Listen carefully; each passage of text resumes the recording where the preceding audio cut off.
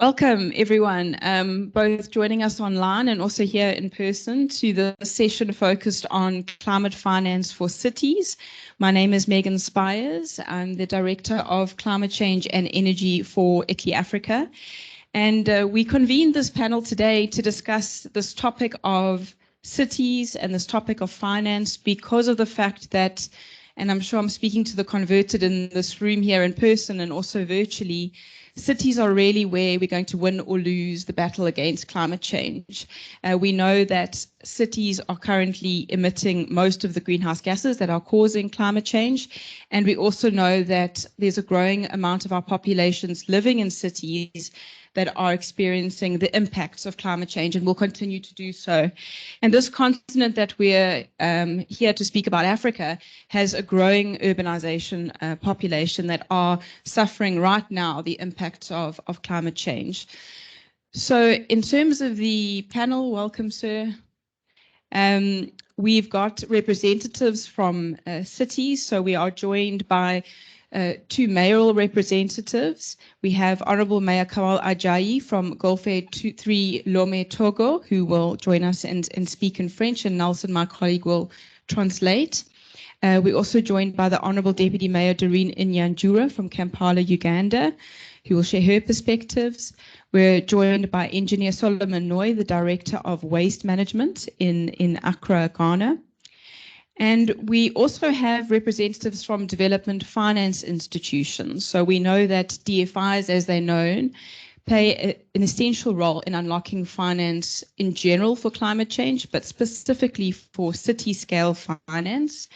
And here we're joined by Dr. Olufunso Somorin, who's the Regional Principal Officer for Climate Change and Green Growth at the African Development Bank, and by Mr. Olympus Manthata, who is the Head of Climate Finance at the Development Bank of Southern Africa.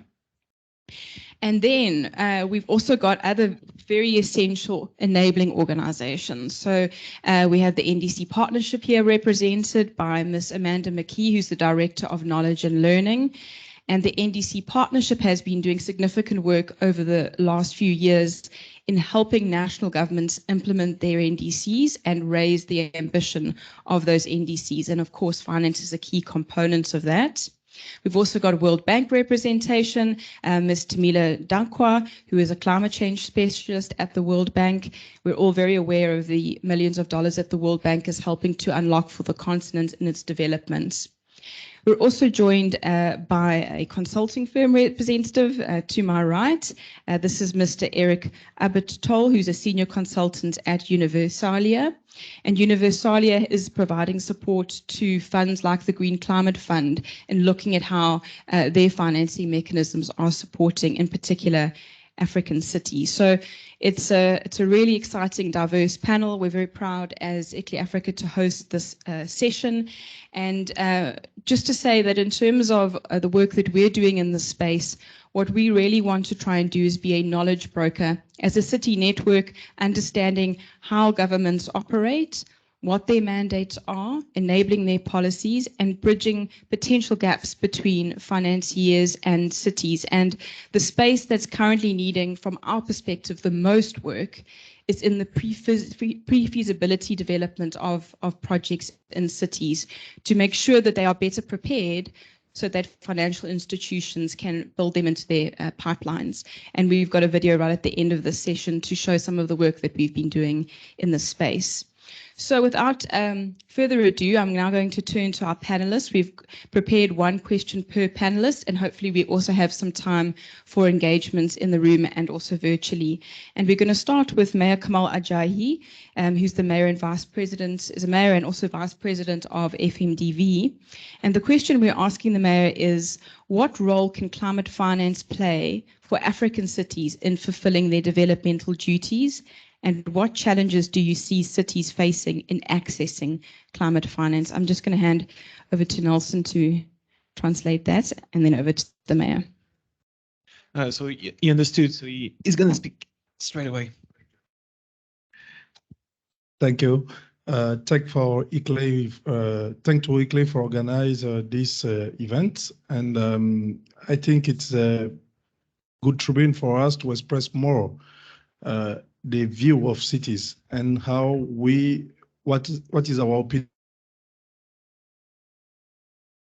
and how we address those challenges we are feeling day by day. As you said, I'm Kamal Adjayi. I'm mayor of Golfe III-Lomé, the main city capital of Togo. And I have honor to represent FMDV as the vice president. FMDV work essentially on how to unlock finance for city. We know that the big challenge for cities on our continent and everywhere in the world is how to finance their politics and development politics.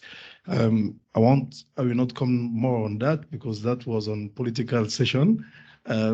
Every country transfer more challenge, more responsibility to cities, but no money follows. So, but we feel that every day the needs are coming from the grassroots, and we must bring innovation on the table to find money, to find resources, to do things. So what we are doing with FMDV, I will talk about that, is how to structure new investment vehicle and how to combine both of them, public finance, fiscalities, blending finance, and so on, to bring more money for cities. And it's kind of very tough work we have been doing for so long. And we are doing that also with UMOA, with the West African region, and BWAD, with the principal Bank of Development of West Africa.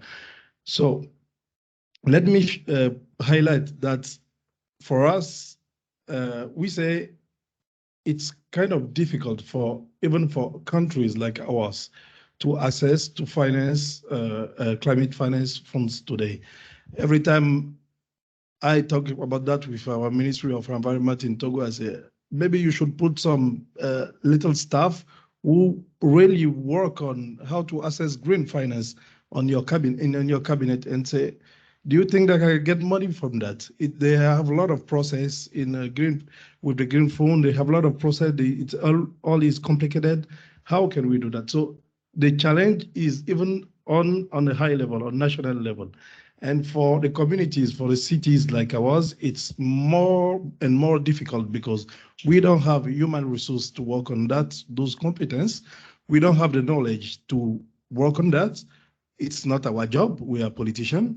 And we are ruling cities, so it's not our job. So it's new thematic bringing in, and we need to understand how it works, how we can design new tools, how we can bring new innovation to address those kind of things. On the climate challenge, we live that day by day. In the cities, we need to clean the city, we need to work on sustainable things, we need to do everything. And we are facing climate challenge. Let me take you the example of my country.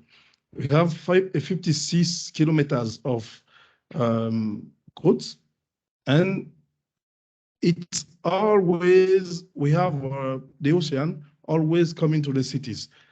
When it's come to rainy season, it's very, very tough with the population because we have water in the house everywhere in the cities. So we feel the problems every day, even not on us on the high level, not us on the national level, but we are very lack of finance. So back on what I was saying, we are doing with FMDV. The solution we find is how to design a special purpose investment vehicle. And with that, we can leverage money. With that money we leverage, we can use it as an asset, and we borrow more on the projects. So we don't want also to back, that's another problem, because always if you are taking grants or loan, you have to speak with the Ministry of Finance. So we want to go on that, to take that level out. What we are asking our partner to do is to finance directly the project. If we have a project, we don't want grants, we want that they see our project like investment. So they finance directly the project, and they leverage the cash flow back, will pay back the funds. We believe that with those kind of structuration, we can go beyond that level. That's the Ministry of Finance. We say, I don't want to give them money because they are my opponents on political level.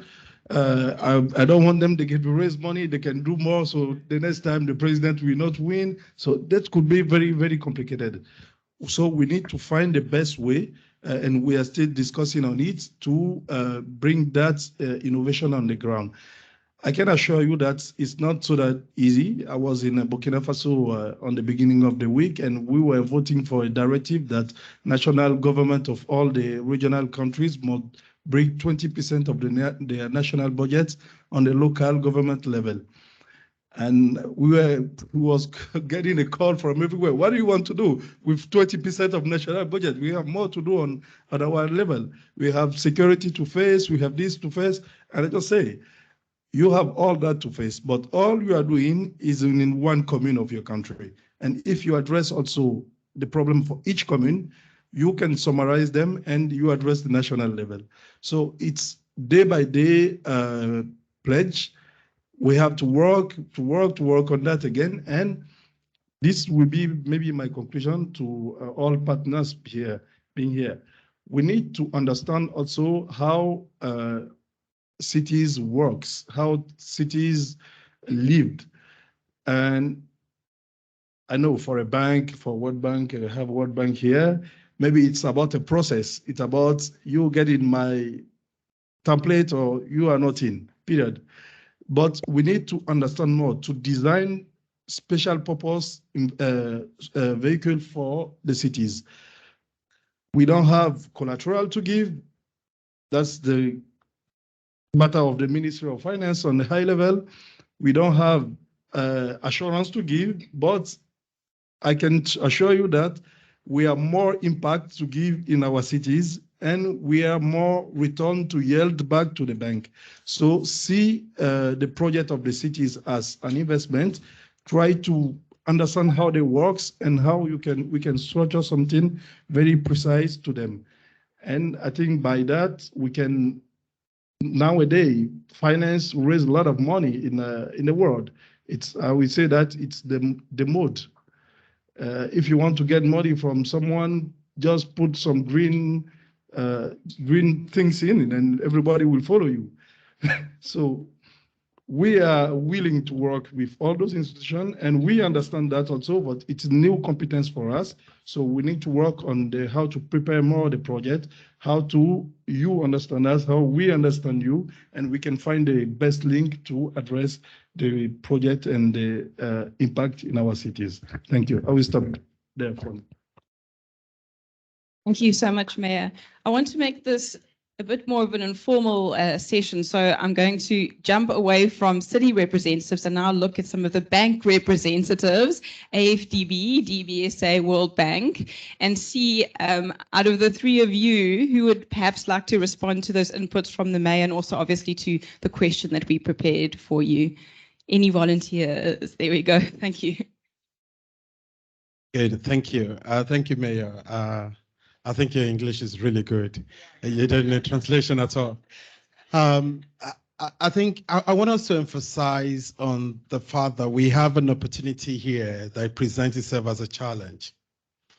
The Africa of today, when you think about the level of development that we need in terms of infrastructure in place, housing, energy across the world, we are only 30%, we only have 30% of the infrastructure that we need currently in existence.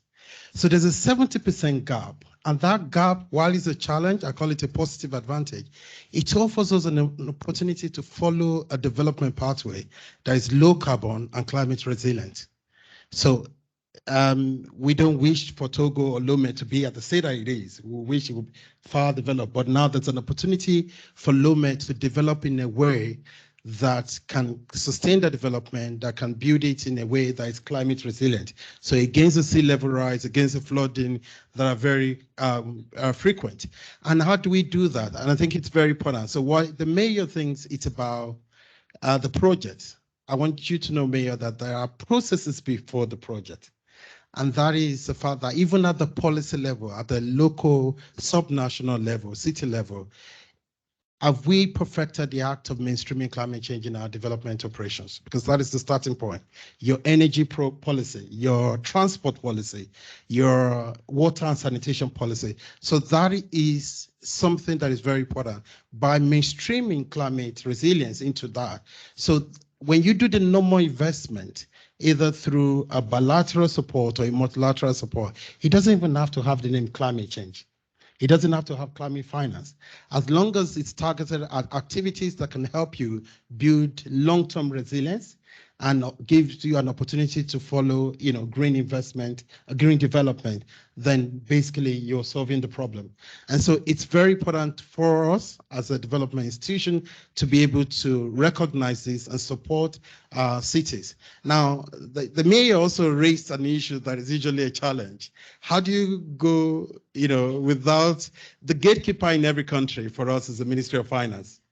So, and the mayor is making a very strong case that can you deal with us directly without going through the gatekeeper? So basically, can you come in through the window, to deal with us? And the answer is yes. It's possible through the possibility of aggregating whatever you're doing as something that is not outside the national development goal. So if we're developing Lomé, we're developing Togo. And by making that case, by using our convening power, we're able to bring different actors around the table and to have that long-term investment. So we can do the politics for you in a way to be able to bring them around the table. One point that I want to say is that sometimes, and what the mayor also needs to know is, the investment that are going to be needed 10 years from now, we must start the feasibility study and some of the work that we need to do right now. Unfortunately, we are always very reactive. When the flood happens, that's when we think about project. Whereas we had 10 years or 5 years before then to be able to do a number of things. And they cost money. So what we've done at the African Development Bank is to create what we call an urban and municipal development fund.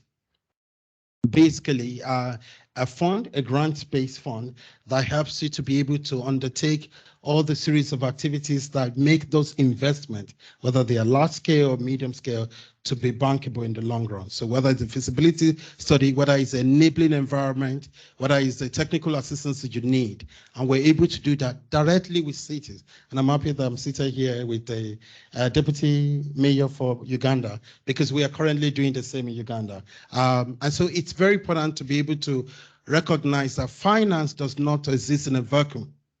Finance is nested within an overarching institutional arrangement within state-society relationship and ultimately within the structure of partnership that we put in place. I'll keep it there for now. Thank you. Thank you, Olufunso.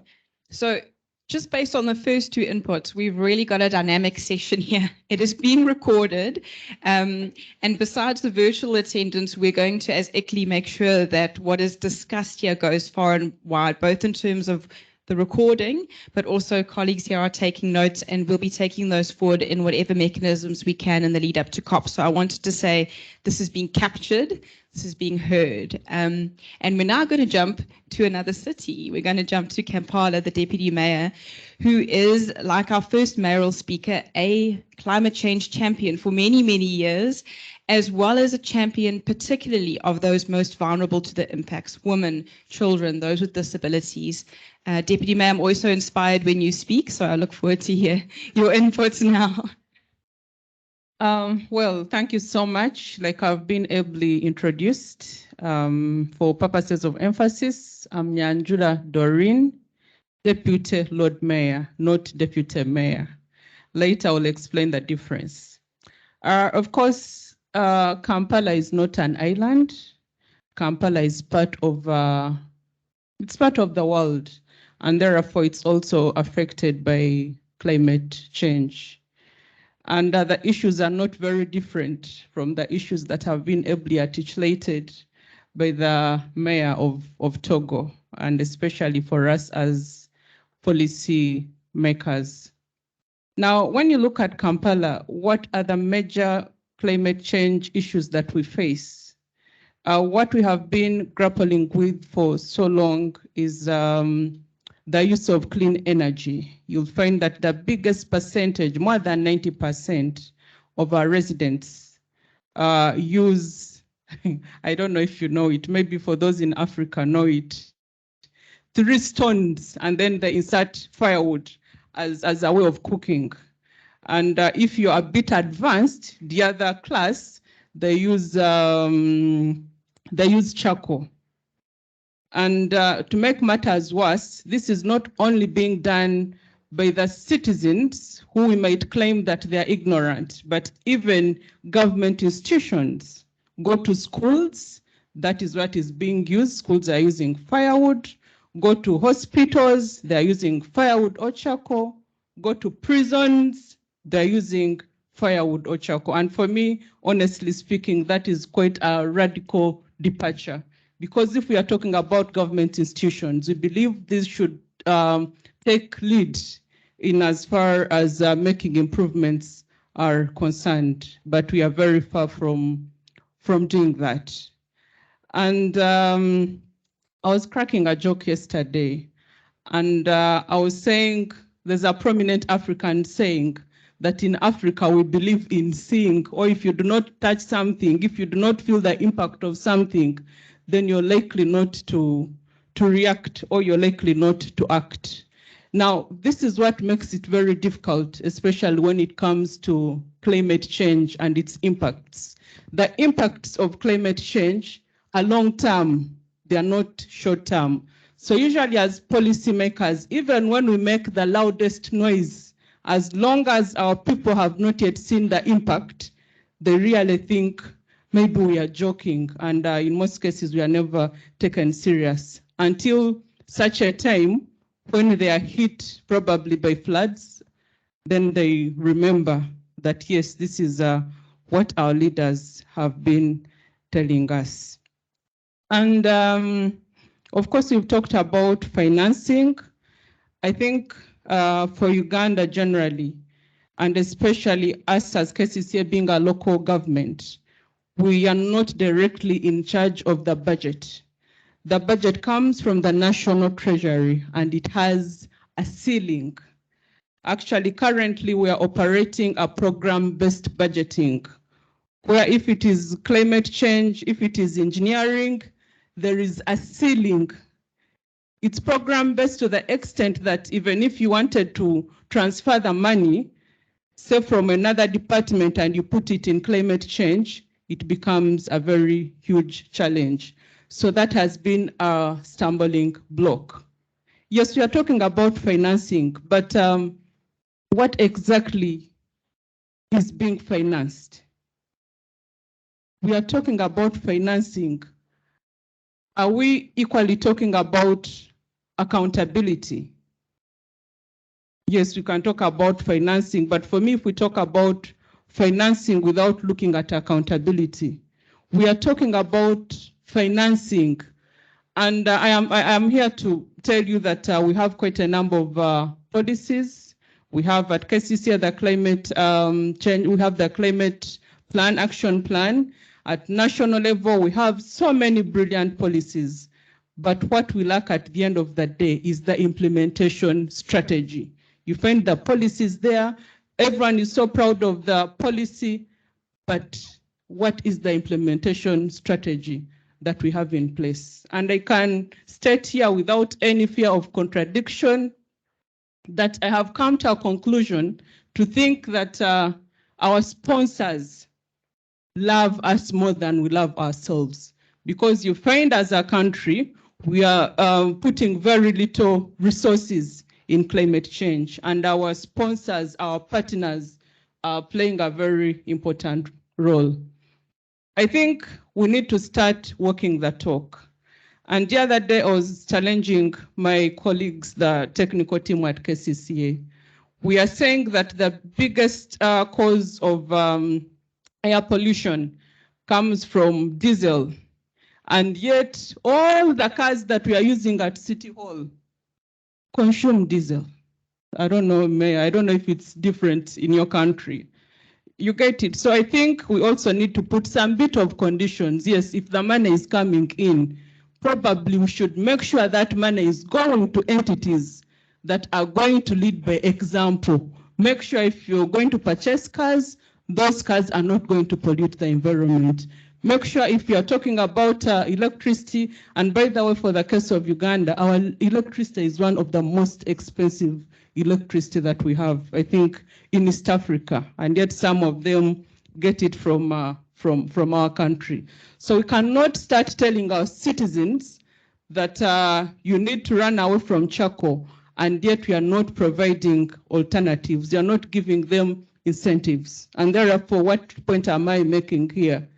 If we are saying that firewood is bad, charcoal is bad, then let us subsidize so that our people can be in position to afford gas.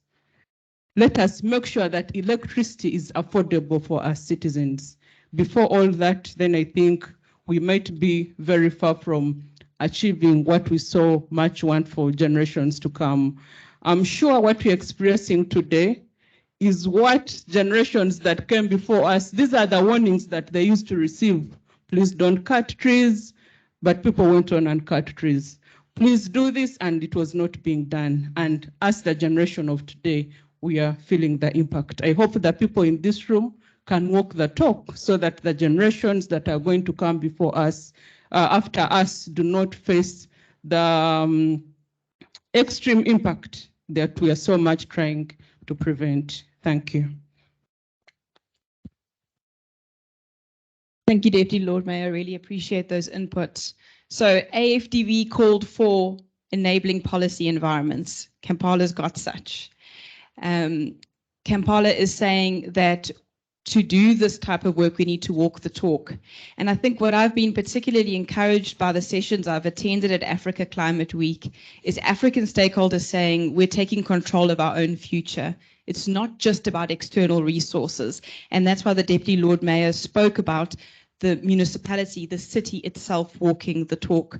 And I think that is the case for many, many cities on the continent. So I now want to go to the Ndc Partnership. Why? Because the Ndc Partnership focuses a lot on nationally determined contributions. So this is national government's commitments to climate change. And both the Mayor and the Deputy Lord Mayor spoke about the importance of national government. AfDB spoke about potential gatekeepers at that level. So we'd like to hear from the Ndc Partnership and the work that you've been working on, Amanda. What role is national government playing in this space, in your experience? Are they listening to what cities are saying? Are they inviting cities to the table in the development of their NDCs? And what do you think the chances are of, for instance, a 20% that the Mayor spoke about of funding going to the city level for climate action? Great, thank you, Megan. And really, thank you for these comments, which have set this up nicely. I had some notes that I was going to share, and I think I've deleted them all through this discussion because this is much more interesting. So like Megan said, I work with the Ndc Partnership, and we're a coalition of governments and institutions. We have over 200 members, 115 country members. That includes both developed and developing, and then what we call institutional or associate members. And we really work through our members to service our developing country members. So developing countries are in the driving seat. They're the ones who are coming forward to the partnership with their requests for support. And we work together across this network of partners to put together a targeted package of technical assistance and funding. So I think the important point to start with is that this coordination takes place through our national focal points. And the first thing that we've tried to do in addressing this need for this whole of government approach is we actually have two national focal points. So we have a national focal point within the Ministry of Environment or the Ministry of Climate Change. So whoever manages the climate change agenda and is responsible for the NDC. And we have a focal point within the Ministry of Finance. So at that level already, we recognize the challenges in trying to coordinate. And so we try to engage both of those actors in this process. This coordination, it takes place on a few different levels, but we have countries coming forward with requests for support to actually develop their NDCs. This then moves on to requests to implement the NDCs, and then requests for support on actually mobilizing finance to meet these higher ambitions. and this is one area that we collaborated a lot with ICLEI over the last few years, was around the recent round of update of the NDCs. And what we saw governments doing, and this is especially in our developing country governments and in Africa, we saw them taking a much more comprehensive approach to the NDC. So certainly governments heard the call to raise ambition, but the NDCs that they put forward were much more robust. So at the technical level, they're based on more sound analysis.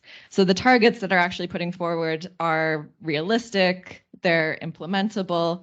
The processes that were going into the NDCs, and this gets to the question that you were asking, Megan, were much more comprehensive. And so we saw national governments making a much bigger effort. And this is also partially because they had more time with this NDC and they had a lot more interest and support from partners, but making a much bigger effort to engage different actors in the process. And we have really great examples of where that's happened at the national level. So engaging the different ministries. So not just the Ministry of Environment or Finance talking, but engaging the line ministries from the beginning. Because if we're going to have a target on energy, the Ministry of Energy needs to be part of that discussion, not just coming in at the end. And the exact same thing was applied at the subnational level. Now, this isn't something that happened across the board, but there are really great examples, including where ICLEI was leading work to ensure that those subnational actors were part of the consultations and brought in from the early stage.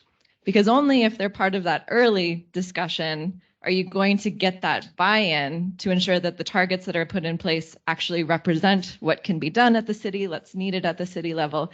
So I just wanted to emphasize kind of that link. I definitely recognize that it's a challenge at the subnational level to break through to the international level, but I want to kind of leave with that positive note that at least in this round, we've seen a lot more progress in terms of trying to integrate those processes. And I think it's something that we'll be able to carry forward into the next round. So I really appreciate hearing this feedback because it's helpful for us to then take it forward across the partnership and make sure that we're replicating these practices on what's needed on the ground. Thanks, Amanda. I'm going to go to Olympus next, if he doesn't mind. The Development Bank of Southern Africa has been doing a lot of work in this space. Olympus has been at the bank for many, many years and really leading its work, particularly in unlocking these big funds we all hear about, GCF, GEF. And for many of us, they can seem like you almost need a PhD to understand how these mechanisms work. How do you gain access to them? Olympus was sharing with me a few weeks ago how in the early days he would be working 12, 14, 16-hour days to get to grips with how these mechanisms can be unlocked for the DBSA's work. And I'm happy to say that they've mobilized significant funding, particularly in South Africa, for climate change work. And not just that, are sharing their experiences with other developmental banks on the continent. So Olympus, maybe if you could share, let's hear some positive stories in terms of what the DBSA has been doing in the climate finance space.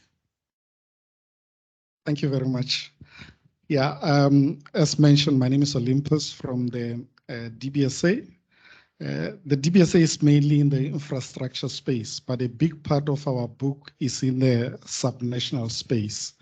So I would like to claim that we understand a bit of the space. But maybe just going back a bit to what Megan spoke to. The DBSA has been quite involved, especially on the energy side, driving the independent power producer space.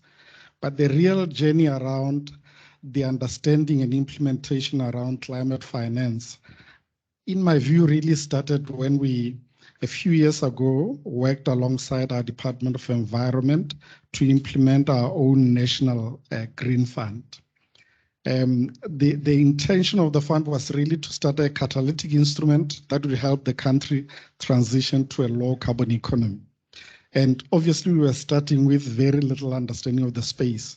But I think the way we started was good in the sense that we started by saying, invest in as many initiatives as possible, small, high risk, and based on success, start to replicate and expand. And I think we learned quite a lot in the past 10 years with a portfolio of a different kind of projects. But I think in measuring our success, we later realized that the big success in what we were doing was really using those experiences and learnings to start to embed climate thinking in the way that we do business, especially from a financing point of view.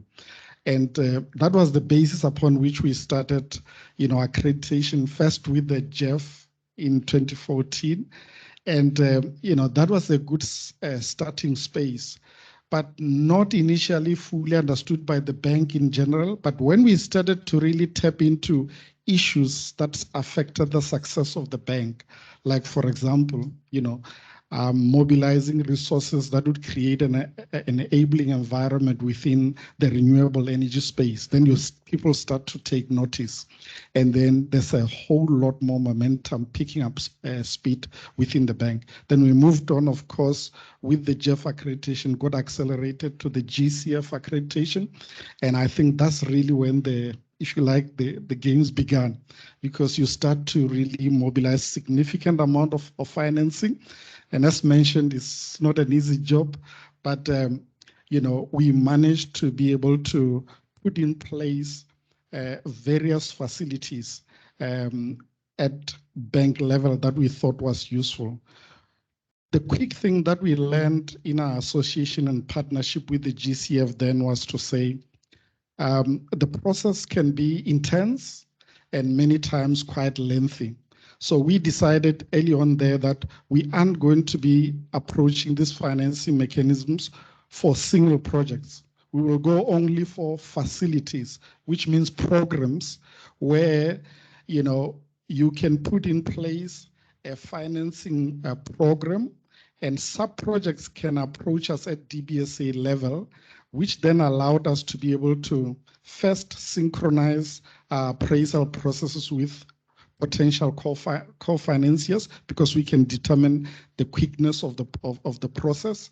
So that was quite helpful. And I think we saw that as being quite key. But maybe just to bring it back to the subnational space, the key things that we realized was that, I think one of the colleagues did mention already that you can have beautiful and nice policies in place, but what really matters is how do you translate them into activities or projects on the ground. And the key things you'd find, capacity becomes an issue. You can have a lot of feasibilities that you leave in file 17 that are never translated into projects. Or you could rush into projects where you want to access climate financing, but they are not positioned for that. So one thing that we realize, especially because we play in the planning space at the municipal level, where we assist municipalities in their planning, the planning that translates into infrastructure projects, we found that as a good space to start to position projects accordingly. And in that regard, we have got an MOU with Italy, and the idea is really to start at that level to ensure that the plans leads to climate projects, not just infrastructure projects. And we think it's quite key. One of the examples that I can give quickly, we set in place a facility, again with partnership from the GCF, to finance embedded generation projects. But as soon as we had that in place, the quick thing that we realized was that most municipalities had concepts in place, not projects that can be financed by this facility that we have put in place. And we worked together with Italy, with support from UK Pact, to start transitioning projects that are sitting at concept stage towards feasibility, so that when they get to feasibility, we can be able to then transition them to a place where they can be financed, which we normally call bankability. And those partnerships, in our view, are quite key, not just to put facilities in place, but to be able to translate those facilities in a way that can bring projects to happen on the ground. I wish I had more time to speak, but I think I'll stop there. Thanks. Thank you so much, Olympus. I think something that we learned very much at ICLEI is around managing expectations. So our bank colleagues have both referred to the fact that projects take time. A project can maybe take 5-10 years to ultimately go from idea to implementation on the ground. And so managing expectations when we all get excited about implementing climate projects on the ground is particularly essential in this space, but it's worth it when the project's ultimately unlocked. So I'm going to now put our colleague here from a consulting firm on the spot. Why am I doing that? Because Olympus referred to the DBSA's journey with GCF in particular, and I understand, Eric, that you've done some work evaluating GCF money and how it's utilized. So I'd love to hear if you have some reflections on how much of that money gets down to the local level, to cities. We've had some mayoral input around city level climate action, but any other reflections linked to today's session? Over to you, Eric. Great, thanks very much. Yeah, so my name is Eric Abitbol, and I work with Universalia, which is a consulting firm that, as you said, has provided support, evaluative support in particular, to the independent evaluation unit of the Green Climate Fund, and also of the different evaluation units of the Global Environment Facility, the Adaptation Fund, and others. You know, some of my remarks here, I think were invited because, in particular, of that work with the GCF. So I'll focus a lot of my comments on that. You know, also prefaced by the fact that you know, they're not words on behalf of the GCF so much as a kind of a vantage point, thinking and reflecting upon some of the insights that we've seen from the work of the GCF in this space. A few things that I think really help shape this conversation, building on the very interesting, valuable insights that have already been shared, and I'm going to refer to a couple of them as I speak here. Of course, as consultants do, you take the words of others, reflect on them, and feedback some of the insights that need to be emphasized. Is to think about the GCF as a climate finance body that is a financing mechanism of the UNFCCC, and focusing ultimately on the priorities as set out and within the framings of the UNFCCC. But the GCF also operates on a series of priorities and principles. And I think that's really what I'd like to emphasize here in terms of, where does GCF money go and how is GCF money distributed on, right? It's guided by a series of, one way to think about it is guided by a series of priorities and principles. So what are the priorities and principles of the GCF that I think are informative for this conversation? One of them is, the GCF, in my understanding, has, and based on the governing instrument of the GCF, prioritizes 3 country groups. So, and that's relevant here because one of those country groups is African states. The others are LDCs and small island developing states. And of course, you have a high percentage of, the numbers are 61% of African states are LDCs and 11 are SIDS. So there's an overlap there. So high priority, if you will, is to distribute resources to African states, LDCs, and SIDS as well. So there's money for Africa, if you will, at the GCF. The other, if you will, priorities are around country ownership. Okay, and I mean the GCF operates on the principle of country ownership. It doesn't operate on the principle of a series of programs that have already established, if you will, the priority sectors, right? So if we think about urban priorities, the GCF's not set up to advance urban priorities as a priority for the institution specifically, so much as it is to advance the priorities of country ownership and the principle of country ownership. Which can be defined in a number of ways that I think are helpful for this conversation. Country programs, how is this structured, right? How is country ownership framed? The development of a country program. So the country program is, again, in the context of this conversation, within the purview of states themselves to define what the priorities are of those countries and what the development pathways will look like with respect to climate change adaptation mitigation, how that's approached. Country programs, the process of non-objection letters of the GCF, which is that the national designated authorities, the focal points, decide on whether or not to give those letters of non-objection to the projects, and therefore approve them as part of their priorities for the countries. The GCF operates through the principle of through the work of accredited entities. And the idea of country ownership is to advance the work ideally through direct access entities, and this notion of direct access, which is to build and support the building of capacities within countries to deliver in a way that that reflects the priorities of the country, that builds the capacity of countries to deliver and advance on this work. Of course, if we look at, again, drawing on some of the stats, there are in Africa 19 national direct access entities and 6 regional direct access entities, but 80% of climate finance is delivered through international access entities. And so, again, there's a kind of a structural, if you will, inhibiting factor there to the delivery of African priorities by African entities. 80% of that climate finance is delivered in Africa through UNDP, the African Development Bank as well, Agence Française de Développement, EBRD, and the World Bank. So anyway, what's sort of important here, I guess, and I guess I turn to the introductory remarks from Togo, and I really appreciated what was said there, because there's a tension in terms of what is, on the country program, what are the country program priorities, how are they developed, and what is the institutional capacity to develop that and advance that. And there's a kind of a sort of a struggle, if you will, within and a process within countries in order to develop those development pathways.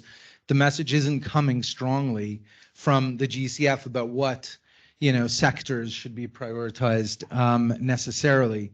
There are a few, I think, words to be shared about where is that sort of subnational work moving in terms of the GCF.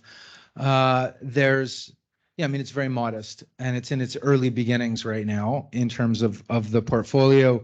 There's and this was developed with UN Habitat, ECLE, C40, UNDP, and others, a sectoral guide for cities building and urban systems that's been developed. The priorities within that are around, decarbonizing urban energy systems, energy efficiency in buildings, resilience in urban development, and circular urban economy. So, those are some, if you will, of the guiding, if you will, principles around urban development, urban resilient pathways that are prioritized, if you will, informing thinking around where to go with approaching the GCF in terms of this, as it's been developed with partners. But the key message is, national priority development in country programs, ensuring that the NDAs and the focal points are also bringing together actors that are prioritizing urban resilient issues and urban resilience pathways, that direct access entities are also accredited or worked with on a kind of a project-based approach that's also included within the GCF work, so that the capacity is there to take this agenda forward, and to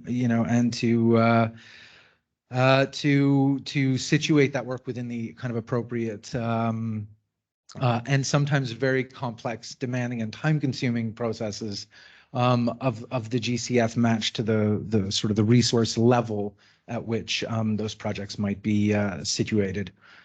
So I'll end there. Thank you. Thank you, Eric. So I'm conscious of time, and I know we can run a little bit over, but I just want to give a take in terms of where we're going next. I'd like to hear from the World Bank next in terms of what you're doing in this space, hearing all the inputs around city level need, GCF opportunities, national government as a key focal point. Then we've been joined by Amir Ahmed from the COP27 presidency. He, at the very end, is going to just tell us a little bit about a sustainable cities initiative that is being led by the COP27 presidency as a positive solution in the lead up to COP that we can speak about. But before we go to Amir, we're going to hear from Engineer Solomon from Accra. And Engineer Solomon is a waste and a water expert working in the city. And I would love to hear from you when you go after our World Bank colleague, just in terms of what your engagement with national government is. We know Ghana is one of the strong leaders on the continent in terms of climate change action. How much is the Ghanaian national government engaging with Accra City? So we're going to go World Bank, Engineer Solomon, and then over to Amir, and we'll round out the session then. So just to give you that background, over to you. Thank you so much, Megan. And hi, everybody. My name is Stimi Ladakwa, and I'm with the World Bank's Climate Change Group. I also had like several notes, but then hearing this discussion, I feel like, you know, I'm hearing perspectives that I think it's better that I address those. In terms of like hearing the perspectives from the cities, I also completely empathize, you know, with the challenges you addressed about how the gatekeeping is done whenever, you know, we talk about financing from development finance institutes. But then the World Bank, we also have a group that is specifically dedicated to working with, you know, urban areas with cities. And then we have a fund which, you know, ICLEI is a partner of the City Climate Finance Gap Fund, which you may be aware of. And so we are increasing our work with directly working with subnational governments. I guess the priority for us is to hear from the cities itself, that from you, that like this, the climate is a priority. And for us as a World Bank, you know, we had our new climate change action plan where we've clearly identified cities as one of the main transition areas for us to focus on. So you will see over time that this area of working directly with cities will grow. We recognize that we need to, you know, work with cities directly more. And so this fund we have works specifically on that and more on like pre-feasibility type of work, similar to what AfDB mentioned. So it's more focused on advisory and technical assistance because we see the need of capacity building quite a bit as well. So this is what this fund is focused on. Now, besides this fund, like the World Bank also has its investments as well through its more traditional investment arms, like through our operational lending as well, which goes into more infrastructure lending. And our colleague here also mentioned that sometimes, you know, we look at climate in one narrow way, but then climate, you know, if you remove it, it's energy policy, it's your waste management policy, right? Like, you know, so that is also climate and how you do it too. So the bank also approaches it through an investment lens. And because the World Bank has this climate finance target, we actually have an internal methodology of ensuring that all our investments also have what we internally call it climate co-benefits. So we've developed a methodology working with other MDVs to ensure that all our, so to say, traditional investments mainstream climate as well. So in summary, I would say that we approach climate finance in cities in two ways. One is like advisory and technical assistance through like fund, where we help with a lot of like pre-feasibility studies, partnerships, capacity building. And then we have the investment side of it, which also has climate considerations as well. So we try to address both of them. And coming, like, I guess the main message I would like to give here is that, you know, we really think that cities is going to be an increasing area of focus for us. We see it, and we are also very cognizant of, you know, the administrative processes around it, and hence, the more our work in cities will increase, our work with directly working with subnationals will also grow. So for us, we just want to hear from, cities that, you are interested to work in climate. Like that commitment for us is key. And if we have that commitment, we are, be very willing to be partners with you on your climate journey. So I'll stop at that. Thank you, Timila. That's really encouraging to hear. So I know Accra's got strong climate change commitments. Engineer Solomon, input from you. Thank you very much. I think I'm very much inspired by the last speaker, and exactly that is what I will summarize on. Yes, I've been introduced, but I must say that I'm Solomon. My background is in sanitary engineering. So forgive me if you see me skewing too much technical. Yes, so Accra is very much in the forefront when it comes to climate change. And we are taking the bull by the horn. And we started by getting a greenhouse gas emission inventory analyzed. And there we realized that poor waste management accounted for 44% of greenhouse emissions within Accra, followed by transport, energy, and the rest. So we decided to go straight to work. And then we launched the Accra Climate Action Plan. In that plan, our main objective is to divert about 50% of municipal solid waste that is generated from the engineered landfill. And why do we say this? Our limitation is key. There is no land to be used as final disposal site for our municipal waste generation. And we generate over 5,000 metric tons of municipal waste every single day. So this is what we have to do. And all cities within Africa, most cities in Africa, we are below the sanitation hierarchy. You are at the bottom when your only means of final disposals is by means of sanitary engineered landfilling. And I bet you, even that, most cities do not have. It means most cities are below the sanitation ladder. So we have to come up. And in coming up, we did further analysis, and we realized that our waste composition is over 50% organics. And it is these organics that are contaminating the plastics, the paper, and all the other recyclables that can be turned into other products. So straight away, we have also now embarked on a strong mission, ably headed by our Honorable Mayor, to say that we are going into what we call source separation of waste. We separate the waste at source. And how do we do this? Once we do that, we will take the organic, which is the wet waste, for treatment. And then it will free the contamination from the other recyclables. So paper can be turned into other paper for use. Plastics will go into the recycling, just so that we can close in the loop on the circular economy with the dry waste. Then the main challenge is the organic waste. What do? We again did an analysis, and we realized that the carbon to nitrogen ratio of our organic waste is very low. Ideally, it should be about 35 parts to 1 part of carbon and nitrogen. But our waste composition is low, about 25. So if we want to go full scale in waste composting, it means we should be adding carbon sources. And we are not going to cut down trees, shave them, and add to do composting. That is not climate change.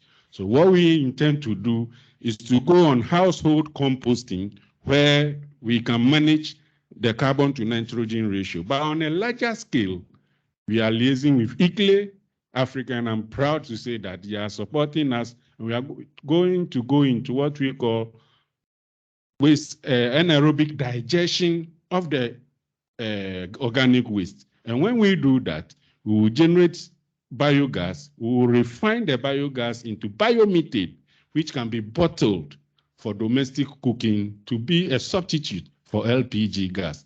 Because, hey, it is a win-win situation here. Once we are able to do that, it means our mothers will not go to the forest to cut down trees and will not use charcoal in cooking, but will be using biogas, not LPG, which is subsidized. And once that is subsidized, it means they can be able to afford. And by so doing, the win-win situation here is, yes, if industrialized cities, I was telling Honorable Pio, are producing so much carbon, and we produce just a little of that carbon, but we face the greatest impact. So what do? The trick here is this. Yes, we naturally are endowed with so much vegetation, which serves to aid the carbon sequestration of the environment. It's just a big word, but it all means taking out the carbon. So the vegetation serves as the carbon sink. So if we are putting such methods to be able to prevent our citizens from cutting down the vegetation by turning our waste around to get energy from it, that is saving the industrial world a lot of money. Because once they generate the carbon anyway, they have no vegetation to serve as carbon sink. So that's where it is a win-win situation here. So I will not, if I say I want to talk much, I will go on and on and on and on. But these are just a few notes for us to keep reflecting on. If there are any further questions, we'll come in. Thank you very much. Thank you, Engineer Solomon. I did just want to say for those in the room, and please encourage other colleagues, please chat to our panelists. I think there's been a lot of food for thought shared here. And my key takeaway is we needed 90 minutes, not 60. Okay, so we're going to round off with Amir Ahmed, who's joined us from the COP27 Presidency, to tell us about a really exciting initiative that I actually think would be relevant to all our panelists and those present with us today. So Amir, you've got the floor to close us out for this session. Thank you very much, and thank you for the kind invitation from ICLEI, and happy to hear from my brothers and sisters from African countries. So basically, my name is Ahmed Amir. I'm a diplomat at the Ministry of Foreign Affairs, and I'm part of the COP27 Presidency team. So as part of the informal track that we are working on developing for COP, is that the Egyptian Presidency is working on a number of initiatives to be launched at COP. The format in which we are developing this initiative is a bit unique to the COP informal setting. We are trying to form these initiatives in a sort of multi-stakeholder consultations with the different entities and civil society organizations working on the ground in that regard. So we are working on one on energy, another one on water, another one on agriculture. And the one that we are working on sustainable cities is with the UN Habitat and with the support of ICLEI. So we have been working on that for quite some time now, and we have like a more or less a mature initiative that we are planning to launch during COP. And the initiative itself, it focuses on the priorities that came from the local municipalities and as well from the different organizations working on the topic. So basically, the 5 tracks that the initiative is gonna tackle and talk about is energy efficiency, waste, which takes us to the point that you were pointing out. We are talking about building and housing. We are talking about water at urban settings. So these are more or less the priorities that came out from the consultation that we did with the cities authorities, with the local governments, and with the UN and the civil societies entities working in that regard. What's worth mentioning as well, that this kind of initiatives comes as a response to the Glasgow Climate Pact, when it mentioned at the preamble, when it's very important to respond to the climate challenge with the multi-level governance format. So we are trying to bring as well to the table this kind of new evolving notion that more or less is not taken into consideration well at the cities level.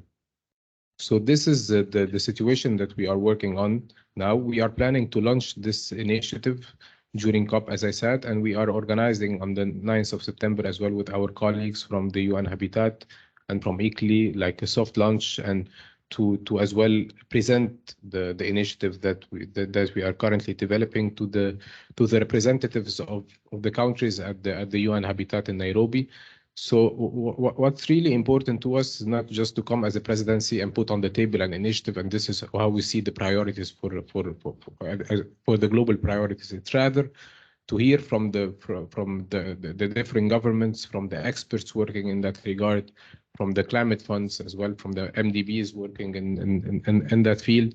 So we have more or less like a holistic approach in terms of addressing the issues that the cities are facing from the climate change impact.